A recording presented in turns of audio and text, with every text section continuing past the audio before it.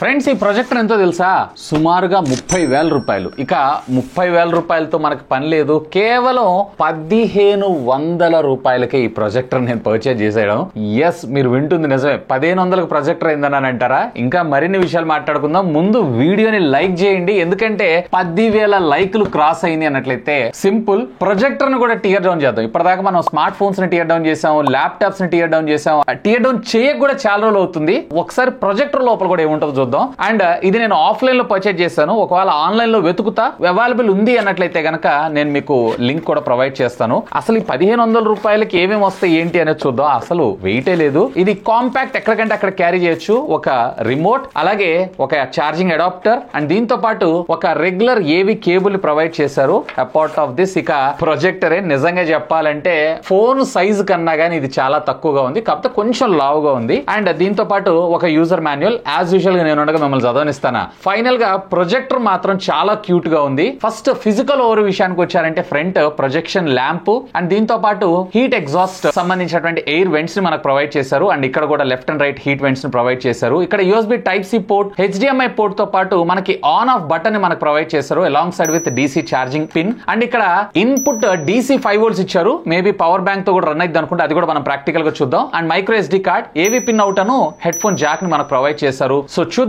నిజంగా క్యూట్ గా చాలా స్మాల్ గా అయితే ఉంది. ఒకసారి సెటప్ చేసి అక్కడ మాట్లాడుకుందాం పదండి.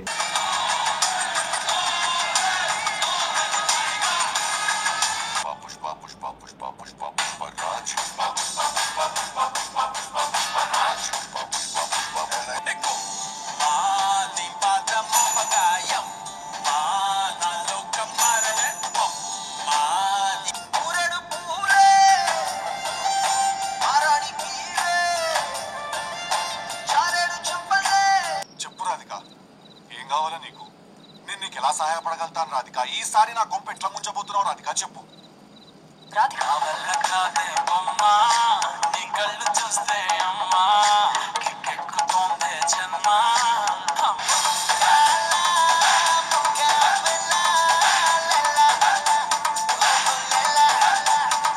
సో ఫ్రెండ్స్ చూస్తున్నారు కదా, ఇది మ్యాక్స్ టు మ్యాక్స్. ఇంకా చెప్పాలంటే పిక్చర్ అయితే కనిపిస్తుంది, అది కూడా నాకు ఎక్కువగా పిక్సెల్స్ కనిపిస్తుంది. అఫ్ కోర్స్ 1,500 రూపీస్ లో మనం ఇంతకన్నా ఎక్కువ కూడా ఎక్స్పెక్ట్ అయితే చేయలేం. బట్ సరదాగా అందరం బయటికి వెళ్ళినప్పుడు, అలాంటి సందర్భాల్లో పవర్ బ్యాంక్ తో లేదా అవుటింగ్ లేదా ఫామ్ హౌస్ కి వెళ్ళినప్పుడు అందరూ కూర్చొని ఏదైనా చిన్న సెలబ్రేషన్స్ చేస్తున్నప్పుడు అలాంటి వాటికి అయితే ఇది చాలా బాగా ఉపయోగపడడం జరుగుతుంది. అండ్ మ్యాక్స్ టు మ్యాక్స్ ఇది వచ్చేటప్పటికి మనకి 65 inches స్క్రీన్ సైజ్ దాకా మనకు రావడం జరుగుతుంది. అండ్ ఆడియో క్వాలిటీ కూడా ఒకసారి వినేసేయండి. ఇంటర్నల్ గా దీని మైక్రోఫోన్ ద్వారా ఎంత ఆడియో వస్తుంది ఏంటి అనేది.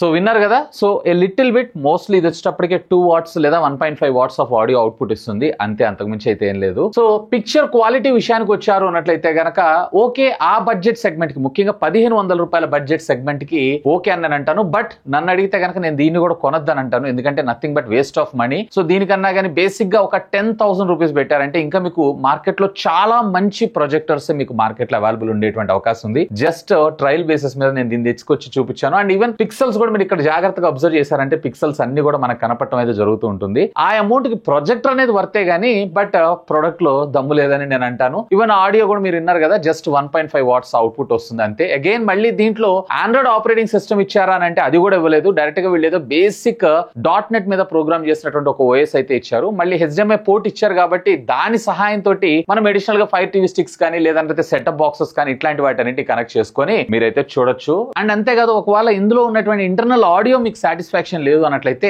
ఎస్, Fire TV స్టిక్ లో నాకు బ్లూటూత్ ఆప్షన్ ఉంది కాబట్టి డైరెక్ట్ గా అందులో ఉన్నటువంటి బ్లూటూత్ ద్వారా మీ అడిషనల్ సౌండ్ బార్స్ ఇట్లాంటివి ఉంటుంది చూసారా, వాటన్నిటికి కనెక్ట్ చేసుకొని మీరు వీటిని అయితే యూజ్ చేసుకోవచ్చు, లైక్ నార్మల్ రెగ్యులర్ గా ఉండేటువంటి వాటిలో. బట్ మీకు ఆ మూవీ చూసినటువంటి ఎక్స్పీరియన్స్ అయితే ఇది ఖచ్చితంగా క్రియేట్ చేయదు, ఎందుకంటే ఇంత చిన్న స్క్రీన్ లో మజా రాదు. ఈవెన్ దీంట్లో మనకు కొన్ని బేసిక్ సెట్టింగ్స్ అయితే ఇచ్చారు, లైక్ మూవీస్, మ్యూజిక్, అలాగే ఫోటో, అలాగే టెక్స్ట్ ఎలా కావాలి ఏంటి అంటే మీరు ఒకవేళ ఫైల్ బ్రౌజర్ లాగా మీరు ఏదైనా చూసుకోవాలనుకుంటున్నారు అన్నట్లయితే కనుక లైక్ మీరు డైరెక్ట్ గా USB సోర్స్ ఉంటుంది కాబట్టి అలాగే మెమరీ కార్డ్ ఆప్షన్ కూడా ఉంటుంది కాబట్టి డైరెక్ట్ గా వాటి సహాయంతో మీ ఫేవరెట్ కంటెంట్ అంతా కూడా మీరు చూస్ చేసుకోవచ్చు. ఈవెన్ సెట్టింగ్స్ లోకి వెళ్ళారు అన్నట్లయితే కనుక సెట్టింగ్స్ లో కూడా మనకు కొన్ని ఫీచర్స్ ఇచ్చారు like auto sleep, OSD timer, మనం ఎన్ని సెకండ్స్ తర్వాత ఆఫ్ అవ్వాలి ఏంటి అనే ఇన్ఫర్మేషన్ అంతా కూడా మనకి ఇక్కడ ప్రొవైడ్ చేయడం జరిగింది. అండ్ సౌండ్ మోడ్స్ లోకి వెళ్ళి మనం ట్రిపుల్, బాస్, బ్యాలెన్స్ వీటన్నిటి కూడా అడ్జస్ట్ చేసుకోవచ్చు. అఫ్ కోర్స్ దీంట్లో OSD లాంగ్వేజ్ ఫ్లిప్ ఎలా కావాలి, ఫ్రంట్ టేబుల్, బ్యాక్ టేబుల్ ఇట్లాంటివి కూడా లైక్ వర్షన్ ఇన్ఫర్మేషన్ అలాగే ఫ్యాక్టరీ రీసెట్ వగేరా వగేరా అన్ని కూడా మనకి వీళ్ళు ఇక్కడ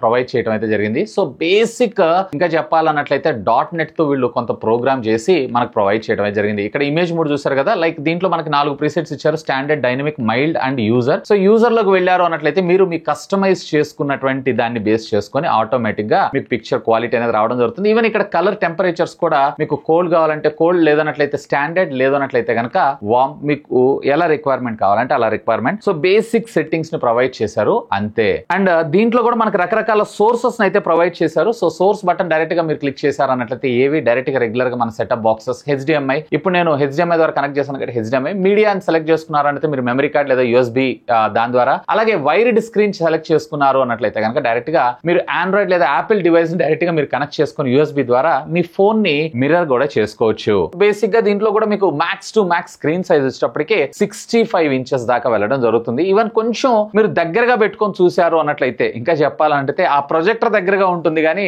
దాని బ్యాక్ సైడ్ నుంచి మనం చూస్తుంటాం కాబట్టి ఆ ప్రొజెక్టర్ కూడా మనకి ఆ పిక్చర్ లో కనిపించేటువంటి అవకాశం అయితే ఉంది. సో దాన్ని కూడా మీరు దృష్టిలో పెట్టుకోండి. నన్ను అడిగితే అంత వర్త్ఫుల్ ప్రోడక్ట్ కాదని నేను అంటాను, బట్ మార్కెట్ లో నాకు కొంత ఇంట్రెస్టింగ్ అనిపించింది కాబట్టి మీకోసం అన్బాక్సింగ్ తీసుకొచ్చాను అంతే. ఇంకా మీకు ఏమైనా డౌట్స్ ఉంటే లెట్ మీ నో, ఖచ్చితంగా కామెంట్ చేయండి. సాధ్యమైనంత వరకు అటెండ్ కూడా రిప్లై ఇస్తాను. That's all for today. This is Vasu signing off. Have a great day.